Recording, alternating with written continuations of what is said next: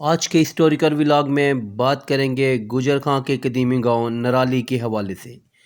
پنجاب کی تحصیل گجر خاں کے دیگر دیہاتوں کی طرح نرالی گاؤں میں موجود اس کے شاہکار تاریخی عمارتیں آپ کو اپنی طرف کھینچ لیتے ہیں۔ تقسیم ہند سے قبل نرالی کو خطے میں تجارتی مرکز کی شہرت حاصل تھی۔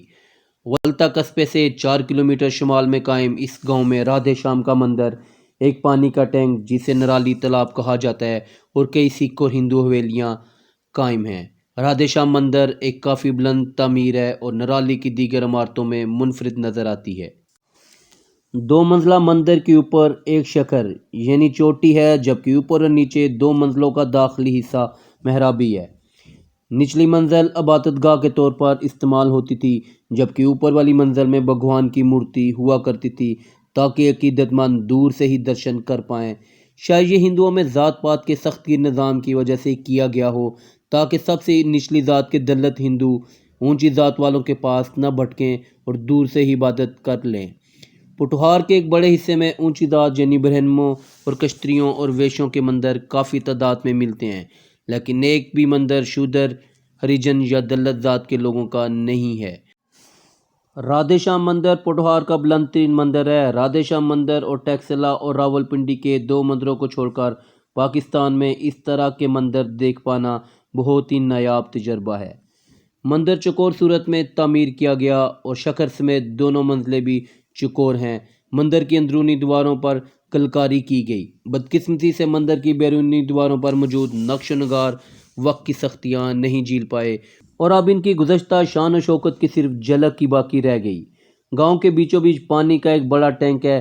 اس کے مغرب دیوار پر سیڑھیاں جو اوپر تک لے جاتی ہیں۔ جنوبی دیوار پر ایک تختی نصب ہے جس پر لکھا ہے: یہ تالاب بخشی رام سنگھ سب اسسٹنٹ سپرنٹینڈنٹ سروے اور برادران نے اپنے والد بخشی تیجا سنگھ اور چچا سنت صاحب سنگھ کی یاد میں تعمیر کروایا۔ نرالی تالاب قدیم طرز پر تعمیر کیا گیا اور ابھی بھی نرالی کے قریبی دیہاتوں میں اینٹ کا اتنا نفیس کام نظر نہیں آیا۔ مندر اور تالاب کے علاوہ نرالی میں 4 شاندار حویلیاں بھی ہیں۔ ایک حویلی تالاب کے جنوبی سمت میں ہے۔ اس 2 منزلہ حویلی پر سنگ مرمر سے نہایت نفیس استر کاری کی گئی۔ حویلی کے مرکزی داخلی راستوں پر 2 دروازے ہیں۔ تمام دروازوں پر باریک تراش کی گئی۔ مرکزی دروازے کے اوپر سنگ مرمر میں پھولوں کے نقش تراش کیے گئے۔ تمام حویلیاں رادھے شام مندر سے 200 میٹر مغرب میں ایک تنگ گلی میں واقع ہیں، جبکہ ان کی بالکونیاں لکڑی سے بنائی گئی ہیں۔ نرالی کی تنگ گلیاں زیادہ نمایاں حویلیاں وہ ہیں جن میں اوپر چوکور برج بنے ہوئے ہیں، جو پوٹھوہاری حویلی کی پہچان ہے۔ کوتریلا میں بخشی رام سنگھ کی حویلی، دولتا میں حویلی اتم سنگھ، کلر سیدہ میں حویلی کھیم سنگھ اور واہ حویلی میں ایسے ہی برج موجود ہیں۔ حویلیوں میں لکڑی کی بالکونیاں مہمار اور مالکان دونوں ہی کی اعلیٰ ذوق کا پتہ دیتی ہیں۔ تعمیرات کے ان شاہکار نمونوں کو خستہ حالی میں دیکھ کر دل افسردہ ہو جاتا ہے، خاص طور پر یہ سوچ کر نرالی کا یہ تاریخی گاؤں سیاحت کے لیے کتنا موزوں ہوگا۔ حکومت اس حوالے سے تاریخی مقامات کی نشاندہی کے لیے بورڈ لگائے، جبکہ محکمہ سیاحت پنجاب کو اس ورثے کی حفاظت و بحالی کے لیے مقامی آبادی کے ساتھ مل کر کام کرنا چاہیے تاکہ ان کی تاریخی حیثیت بھلائے جانے کے بجائے برقرار رہ سکے۔ یہ اپنے دور کا بہت تاریخی تجارتی مرکز رہا۔ دور دراز گاؤں سے لوگ یہاں سے اپنا سال بھر کا گھریلو سودا سلف خرید کر لے جاتے۔ اس طرح نرالی کو ایک منڈی کی حیثیت حاصل تھی۔ بڑے بڑے ہندو اور سکھ ساہوکار اپنے کاروبار کھول کر بیٹھے تھے۔ ہندوستان بھر سے تجارتی سامان یہاں منگوایا جاتا۔ یہاں کا صرافہ بازار بہت مشہور تھا۔ سونے کے زیورات کی کاریگری اپنے خوبصورت کام کی بنا پر زیادہ مشہور تھی۔ نرالی کے بازار اور محلوں میں اب بھی پرانی عمارتوں کی واضح اثرات ملتے ہیں۔ بڑے بڑے گوداموں کی نشاندہی بھی جگہ جگہ ملتی ہے۔ نرالی میں موجود حویلی کسی دور میں عظیم ترین حویلیوں میں سے ایک تھی۔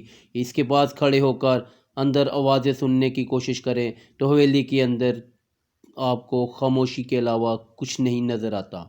حویلی کے صدر دروازے پر پرانے دور کے بڑے تالے لگے ہیں۔ باہر سے نظر آنے والی عمارت کے اندرونی حصے کافی مخدوش حالت میں نظر آئیں گے۔ کہتے ہیں کہ یہ حویلی کسی سیٹھ نے تعمیر کروائی۔ ظاہر ہے اس دور کی اعلیٰ ترین معماروں کے ہاتھوں سے بننے والی یہ عمارت اپنی ابتدائی دور میں بھی بہت شہرت کی حامل رہی ہوگی۔ لوگ دور دور سے اسے دیکھنے آتے ہوں گے۔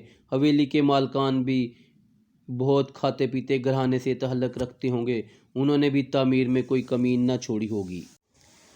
نرالی کا مشہور مندر رادھے شام مندر اگست 2020 میں وقت کی ستم ظریفیوں کے آگے نہ ٹھہر سکا۔ اس طرح نرالی کی تاریخ کا ایک اہم باب بند ہو گیا۔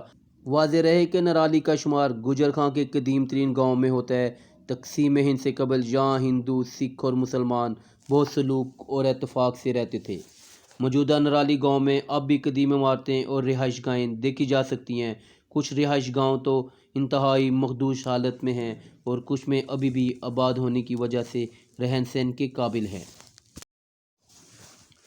یہ تھا حال تاریخی گاؤں نرالی کا، جہاں پر تقسیم ہند سے قبل ہندو، سکھ اور مسلمان رہتے تھے، لیکن تقسیم کے بعد ہندو اور سکھ یہاں سے ہجرت کر کے انڈیا چلے گئے۔ ان کے رہ جانے والی عمارتیں آج بھی اس دور کی یاد تازہ کرتی ہیں۔ آج کا ویلاگ آپ کو کیسا لگا؟ اس کا فیڈ بیک کمنٹس میں ضرور دیجیے۔ جنہوں نے ابھی تک ہمارے چینل کو سبسکرائب نہیں کیا وہ چینل کو سبسکرائب کریں اور بیل آئیکن کو پریس کرنا نہ بھولیے۔ اگلے ویلاگ تک اللہ حافظ۔